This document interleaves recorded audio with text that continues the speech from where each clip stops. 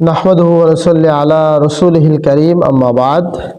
আজকে আমরা জানব সূরা ফাতাহ সম্পর্কে।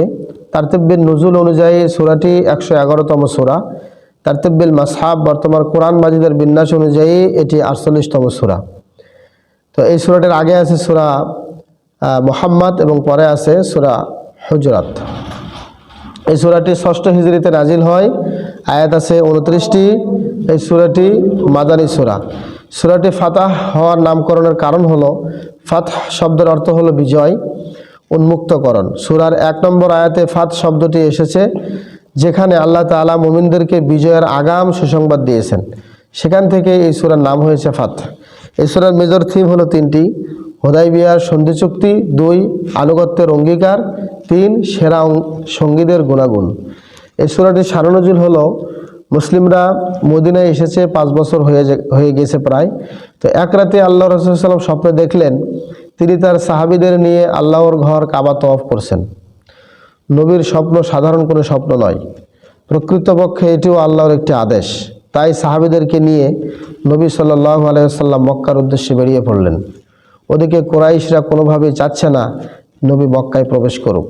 নানাভাবে মুসলিমদেরকে বাধা দেওয়াই চেষ্টা করলো, কিন্তু কিছুতেই কিছু হচ্ছে না।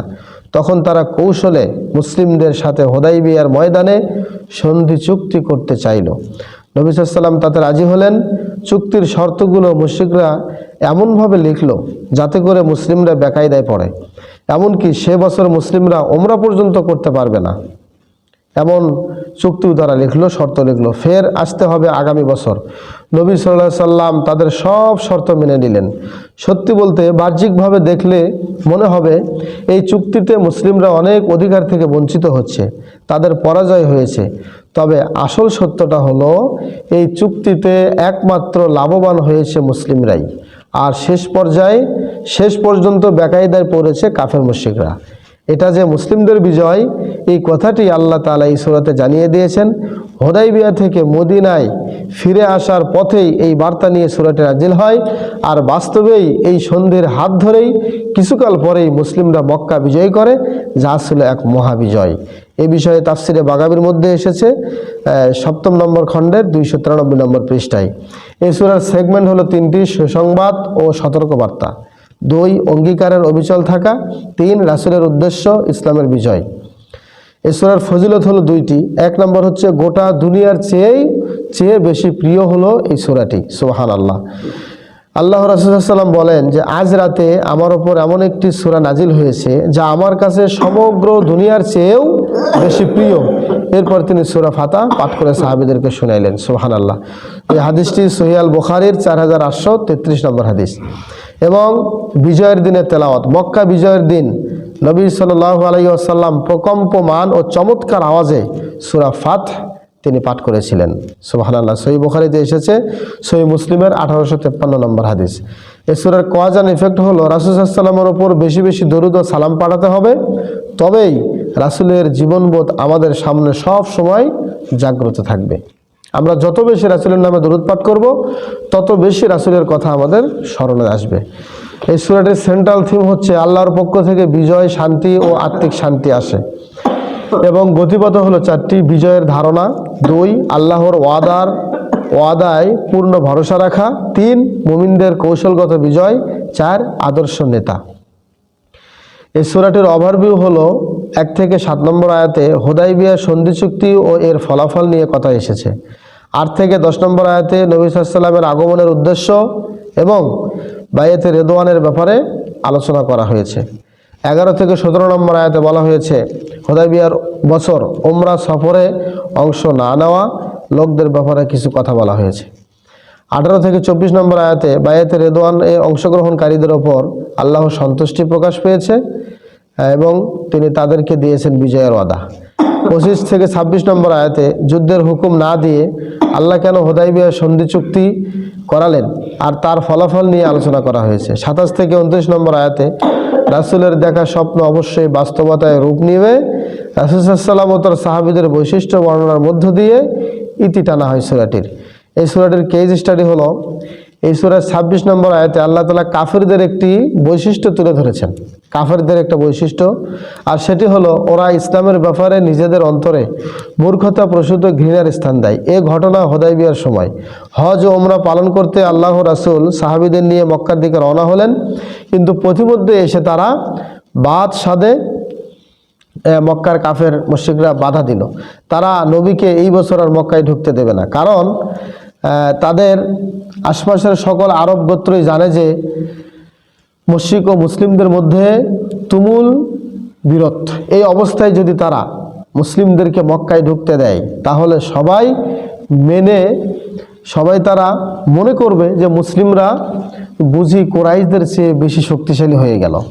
তাই মুশরিকরা ধরে বসে এমন জিদ ধরে বসলো যে মুসলিমদেরকে মক্কায় ঢুকতে দেওয়া মানেই আমাদের মাথা হেট হয়ে যাওয়া। তাদের এই গোঁড়ামিকে আল্লাহ তাআলা মূর্খ প্রসূত ঘৃণা বলে উল্লেখ করেছেন। বর্তমান সময়ের সাথেও কিন্তু আমরা এই ব্যাপারটিকে অক্ষরে অক্ষরে মিলিয়ে দেখতে পারি।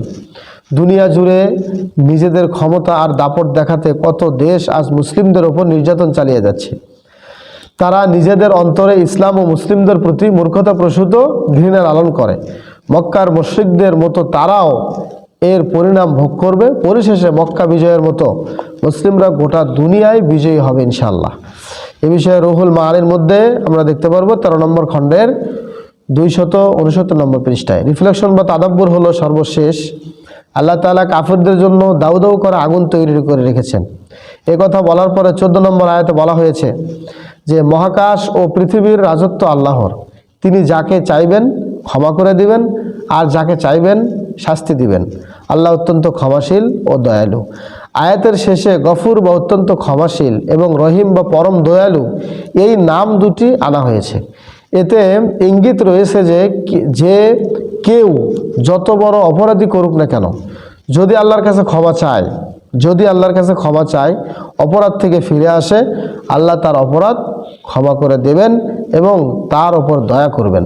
হাদিসে এসেছে আল্লাহ তাআলা রাতের বেলা তার ক্ষমার হাত প্রসারিত করে দেন, যাতে দিনের অপরাধীরা রাতের বেলা ক্ষমা চায়।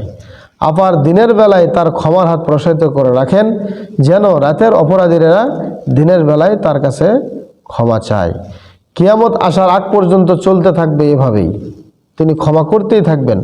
আমরা যারা অপরাধ করতে করতে সত্য থেকে অনেক দূরে সরে গেছি, তাদের জন্য আল্লাহর ক্ষমার দরজা এখনো খোলা আছে।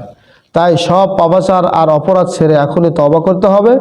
একনিষ্ঠভাবে আল্লাহর কাছে তওবা করলে আল্লাহ সব ক্ষমা করে দেবেন, কারণ তিনি গফুরুর রহিম। এ বিষয়ে আমরা আরও দেখতে পারবো আবু সাউদ তাফসির নামে একটা কিতাব আছে। আবু সাউদ 8ম খণ্ডের 108 নম্বর পৃষ্ঠায় মুহাম্মদ সাল্লাল্লাহু আলাইহি ওয়াসাল্লাম আল্লাহর বার্তাবাহক, আর যারা তার সঙ্গে আছে তারা কাফেরদের বিরুদ্ধে ভীষণ কঠোর, নিজেদের মধ্যে অত্যন্ত কোমল।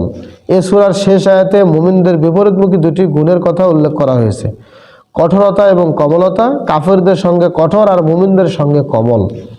এ থেকে বোঝা যায় মুমিন হয় বিচার বোধসম্পন্ন ব্যক্তি, তারা প্রয়োজন অনুযায়ী উপযুক্ত আচরণ করে, কোনো একদিকে যেমন ঝুঁকে পড়ে না, আবার একেবারে শিথিলতাও দেখায় না। এ বিষয়ে আমরা আরও দেখতে পারবো আত-তাহরির ওয়া তানবীর 26 নম্বর খণ্ডের 205 নম্বর পৃষ্ঠায়। আল্লাহ তাআলা আমাদেরকে সূরা ফাতিহা সম্পর্কে যা শুনলাম, আল্লাহ যেন আমাদেরকে আমল করার তৌফিক দান করেন। আমিন। হাযা মা ইনদি ওয়াল ইলমু ইনদাল্লাহ ওয়া মা আলাইনা ইল্লাল বালাগ। আসসালামু আলাইকুম ওয়া রাহমাতুল্লাহ।